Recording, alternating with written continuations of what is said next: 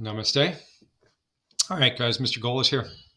And all right, so this is a another video on friction.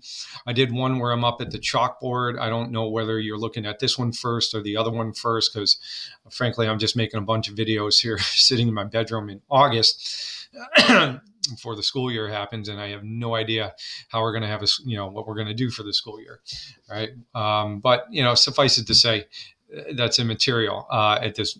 Just kind of pay attention. It's a video on the concept of friction, and I decided to do two: one from the PowerPoint, one on the chalkboard, because some things I could show better on the chalkboard, and some things I could show better with the slides from a PowerPoint. So. And since friction is such an important concept in dealing with forces, I wanted to make sure that you guys have this concept thoroughly. All right, so let me do the presentation here.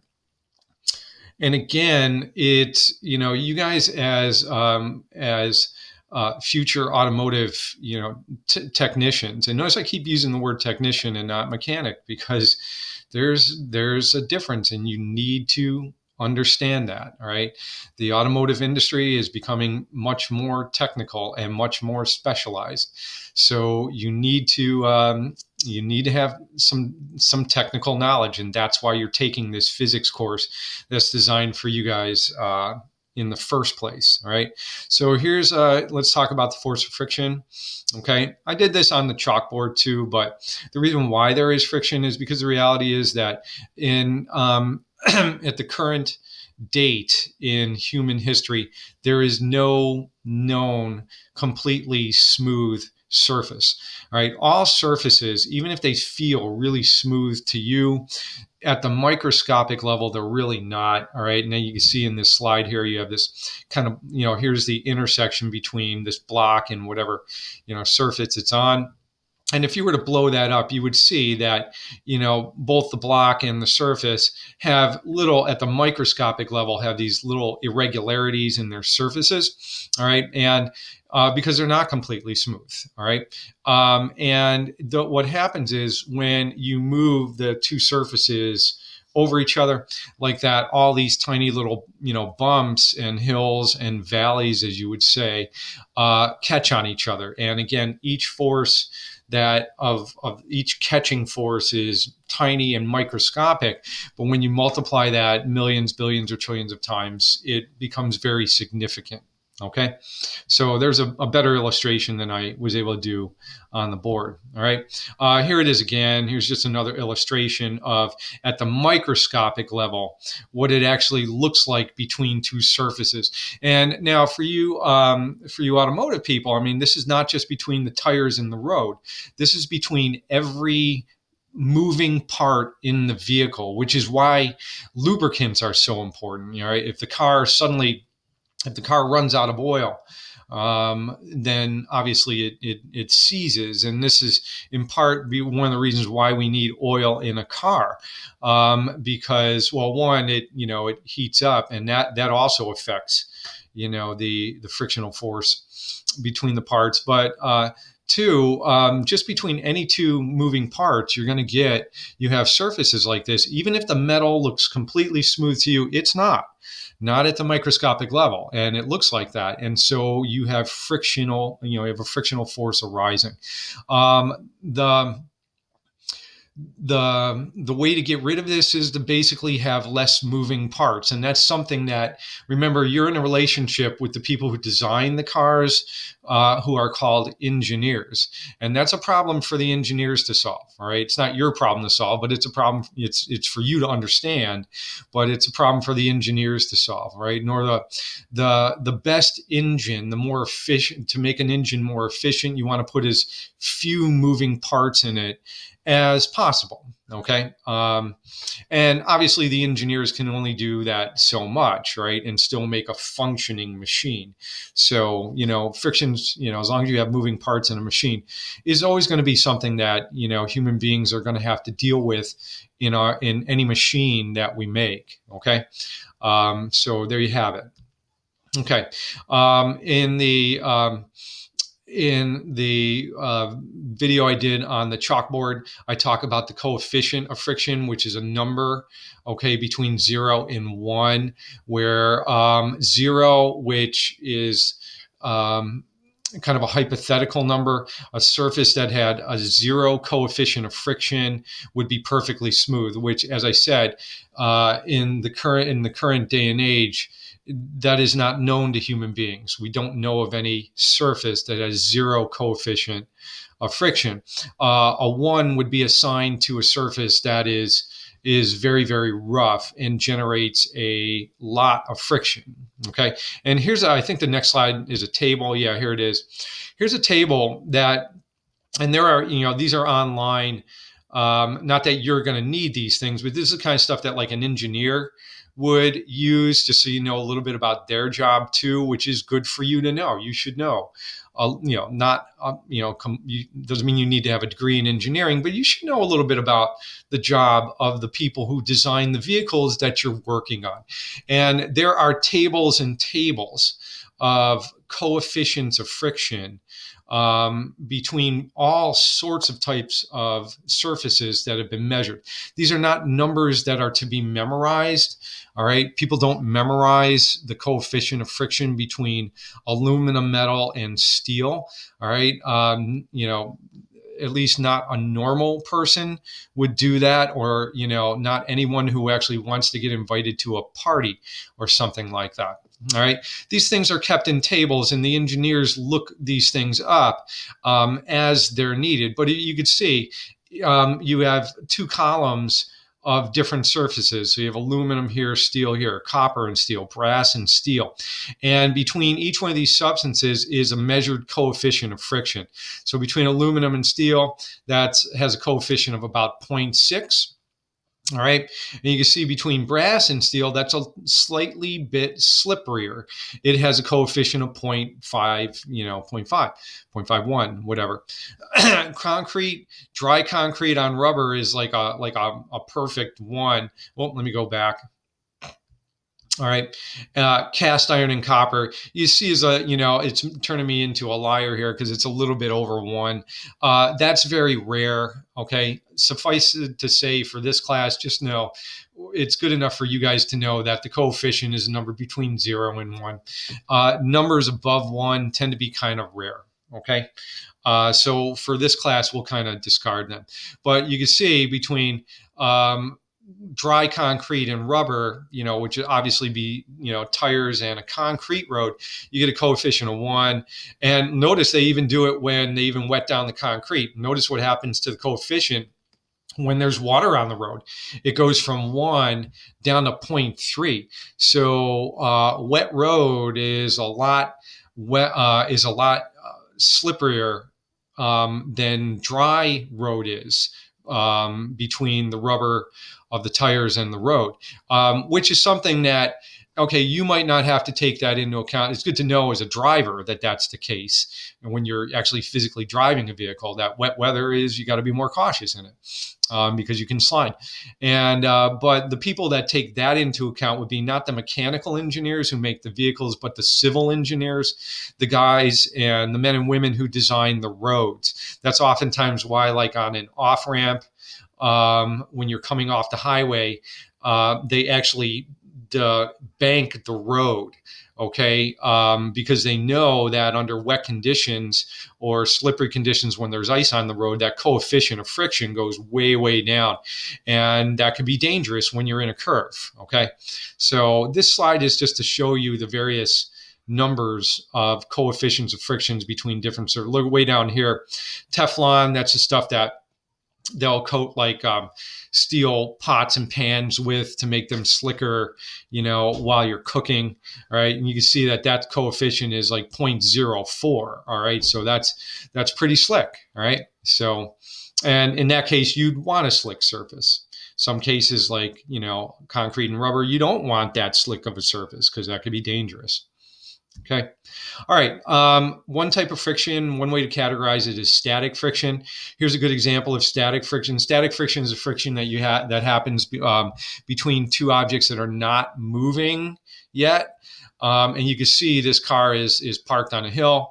All right. And, everybody knows that if you took that car um, if you took the brakes off of that car, took it out of gear, everybody knows what would happen in this situation, that it would just start rolling down the hill, and that would kind of be bad. All right. Why isn't the car rolling? Well, because when the wheels are not allowed to turn, all right, static friction is in play, and static friction tends to be a stronger type of friction than the next type of friction, which is kinetic friction. Kinetic friction happens between two objects that are actually sliding over each other.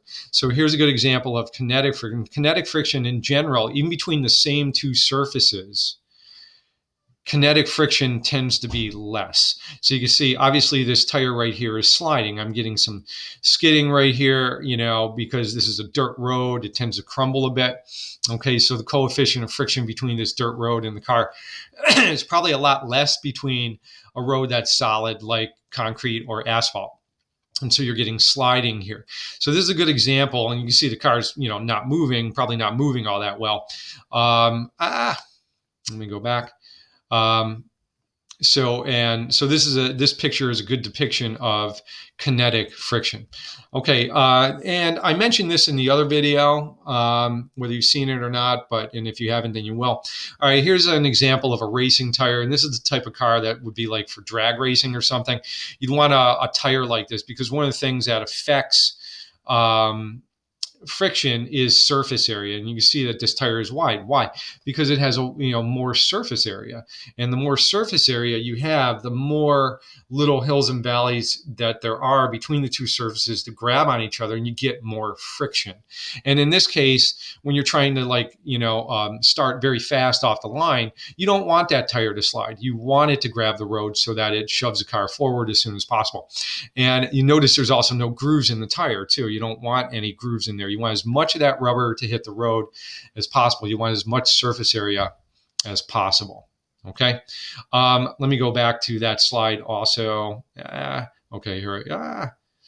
Sorry, here we go. Okay, this slide illustrates also another category of friction called sliding friction. All right, sliding friction depends on, well, it's usually two flat surfaces. Okay. Actually, I should backtrack.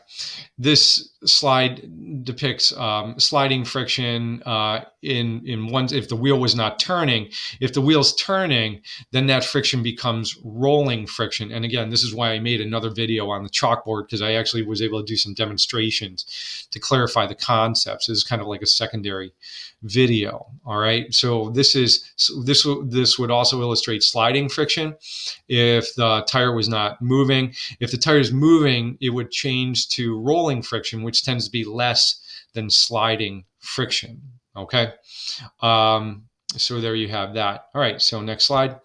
Here's rolling friction. Again, rolling friction is between a round object and a flat object. And so this is like an archaeologist doing an experiment on how perhaps like the Egyptians or the Mesopotamians or one of the ancient peoples used to move those giant blocks around that they would build pyramids out of, or just their temples or things like that. And one of the things that you could do to move the object is to put rollers underneath it. And what that does is it changes sliding friction between the block and the ground to rolling friction, which is always tends to be a lot less. Okay. Well, not always. I mean, it could be a little bit more, but that's very rare. So you can see, like, if this guy, I mean, the size of that block, that's probably a few 100 pounds. If this dude was trying to move that block without these rollers, it would have a much harder time. Why? Because the sliding friction between the block and the ground would be a heck of a lot more, okay, to overcome. But you put some rollers on it and it goes way, way down, which is why, again, human beings invented the wheel. That's why we have wheels, all right? Because we figured it out a long time ago, all right? Okay, here's an example. Just I pulled it off Google Images of, ancient peoples, moving like a large block with rolling friction rather than sliding friction. So there you go. Okay, fluid friction. Here's an example of love to talk about this because I grew up in this day and age, and I probably said about 8 billion times, or even in the heyday of what I think was the heyday of American vehicles was the 1970s. You can disagree with me on that. Fine. You might think it was the 50s or the 60s. I love these old box like cars. All right. This is, if I'm not mistaken, this slide is a Ford 76 Ford LTD. My father had one of these, and this is a car I actually learned to drive on, or drive in like that back in the proverbial day. All right, these things are huge, and but this illustrates fluid friction. Fluid friction is the third type of category.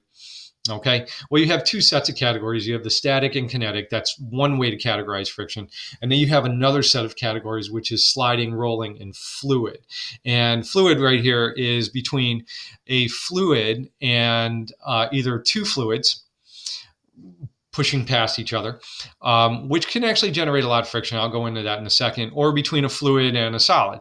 So obviously, when you have a vehicle, the vehicle has to move through air. And back in the day when gas was really cheap and nobody cared about how much gas you burned, and the environmental movement was, barely, just taking off, and stuff. We designed cars that look like this, and they were made in America. The steel was smelted in Pittsburgh, or my hometown, Buffalo, New York, and then sent on over to the Ford or the Chevy plant, where they, good old American workers, America, turn them into these things, and they were just awesome. This is an impractical car to have today, though. Why? Well, because I mean, look at the shape of it. All right, back then when you didn't care about gas mileage, you'd have a big V8 engine inside there, and look at the shape of this thing. I mean, it has these flat surfaces. So the wind tunnel test on a car like this was just probably abysmal. All right. But we didn't care at the time. But now cars are much smoother. They have much smoother curved surfaces. Why? Because one factor that goes into fluid friction is surface area, just like in sliding friction. Okay, the more surface that is abutting up against the fluid, the more the fluid's going to push back on you. And that might not be a big deal when you're going 10 miles an hour. And it's not a big deal when you're going 10 miles an hour. But when you're going 80 miles an hour, it becomes significant. And when America started to be, gas prices went up, and then the environmental movement kicked off, and Americans started to be concerned about, how much gas they're burning. We one of the things that the engineers did was change the shape of the car, because that's one thing you could do. You could take away the flat surfaces and make them smoother or more angular. Another day and age I like to talk about is the 1980s, because that's when I was your age. In the 1980s, our first attempts at streamlining were to make cars like angular. If you've ever seen um, the Back to the Future DeLorean, which is one of my favorite cars ever. That streamlining was not curved; it was more like wedge-like or whatever. But either way you do it, whether you kind of make something wedge-like or you curve it, what you're doing is you're cutting down the profile of the car that's in touch with the forward motion of the fluid in the forward motion of the car, and it's cutting it down, and that cuts down your fluid friction. So one of the things that affects fluid friction is surface area. You want to cut that down to get better gas mileage. The other thing is how fast you're going, because I kind of just mentioned that if you're moving 10 miles an hour, you don't get a lot of fluid friction. But fluid friction becomes really significant the faster you go. All right. You could stick your head out the window of a car going 30 miles an hour, and it's like, look at this, whatever. You would not want to stick your head out the window of an aircraft going 300 miles an hour, because the fluid friction would be quite different and much stronger, and it would just, rip your head right off of your body. In fact, the fluid friction can be so strong, it can actually, ignite the air. And that's like, if you ever seen a shooting star or a meteor, if you ever looked at the night sky out there, in green or way out there on 102 or something where there's less light pollution than, in the middle of town here. And you see more star, and you see like a shooting star-like streak across the sky. That particle it's a tiny piece of rock, probably about the size of a pebble or even a grain of sand, and it's hitting the Earth's atmosphere at something like 100 miles every second, not miles per hour, but every second, which is like, if I were in Boston, I'd say wicked fast. And there's so much friction, fluid friction between that small piece of rock and the air that it literally compresses the air to the point where it lights up the air at that point. So fluid friction, the point I'm trying to make, can be quite strong at very high speeds. Okay, so surface area and speed. The other thing that does it, and I want you to take note of this because this is not in the other video because I forgot, is what's called the viscosity. I'll say the word again. Viscosity. Okay, sound it out. All right, viscosity of the fluid. When I say the word viscosity, I mean how thick the fluid is. Okay, air is not a, listen to the language, air is not a viscous fluid. Water is more viscous. Maple syrup is a viscous fluid. It resists flowing. Something that is viscous resists you a lot more. So the third factor that goes into fluid friction, so you have speed, surface area, but then you also have the viscosity of the fluid. Right, and that's why when you belly flop, all right, off the high board, right, which you don't want to do, all right, I've done that because it hurts, right. You're dealing with two fluids. When you're falling through the air, it's easy to fall through the air because the air just kind of, it moves around you. It's not as viscous, but the water is a heck of a lot more viscous. And when you hit the water at the same speed that you're going through the air, the water resists you, and you know it really fast. All right. So that's an example of viscosity. Okay. Here's an example of just a modern car, just cutting down the surface area. These are the cars we see today, and all the cars today, tend to have a similar shape, right? They don't, back in the 70s, cars were more unique because we didn't care about the shape of a car. But today, obviously we do, to cut down on the fluid friction. All right. Here's just another example. Here's an old Ford. Okay. Pickup truck. You can just look at the shape of this. All right. Here's a modern day version. All right. And, it's still, you still have flatter surfaces, but even with trucks these days, you're still seeing a more curved or angular surfaces to cut down on fluid friction. Okay. Here's an illustration, again, going with fluid friction. Here's some dudes jumping out. They're halo jumping. Okay. High altitude, low,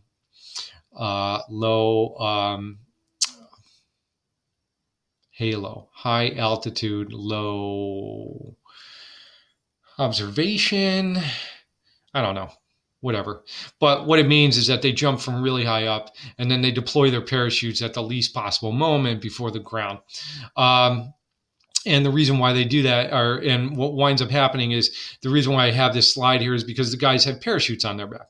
And why? Because a parachute goes to talks about one of those aspects of fluid friction, which is surface area. Sometimes you want surface area to create a lot of fluid friction, and that's why you survive a fall from an aircraft or any high height with a parachute, is because when the parachute deploys, suddenly your surface area increases like 10, 12 times, something like that, which means that it generates a lot of fluid friction between the air, and you slow down, okay, enough to survive the fall. And that's why a parachute works. Okay. And there we have it. Here's an Army parachute. Typical Army one tends to be round, right, rather than rectangular. All right. Rule number one for surviving a zombie apocalypse: make sure that you exercise. make sure that you're in shape. All right, cardio, get your wind up, as Grandpa Golas would say. All right, so that you survive a zombie apocalypse. All right, don't be out of shape. You know, don't eat too many hot pockets. All right, and so on, and because when it happens, you're going to want to be in shape. So just saying. All right. There you have it. Here's some questions that ruin your self-esteem, make you feel bad about yourself. Make sure you can answer every single one of these. What's the difference between static and kinetic? I expect that you know that. What is one factor that affects sliding friction? But you should know all of them. What is rule number one, surviving a zombie apocalypse? You just learned that. Come on now. What is one factor that affects fluid friction? But make sure you know all the factors that affect it. Okay. What is a coefficient of friction? What causes sliding friction? What type of friction is generally less than sliding friction? What type of friction depends on speed? And what is terminal velocity?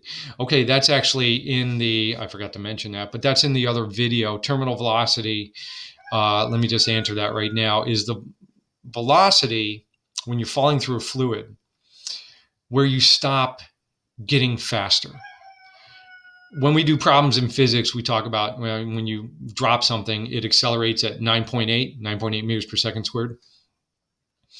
But the reality is when you're falling through air, that works over shorter distances. But when you're falling through air, all right, or any fluid, eventually it comes a point where as you're falling, the air pushes back on you so much that it kind of cancels out. It doesn't stop you from falling, but it stops you from getting faster. And the speed that you are left at when you stop getting faster is called your terminal velocity. So that's what that is. All right. Okay. There you go. And let me exit that. And okay, there we have it. Okay. So namaste. Go this out. Enjoy your apocalypse.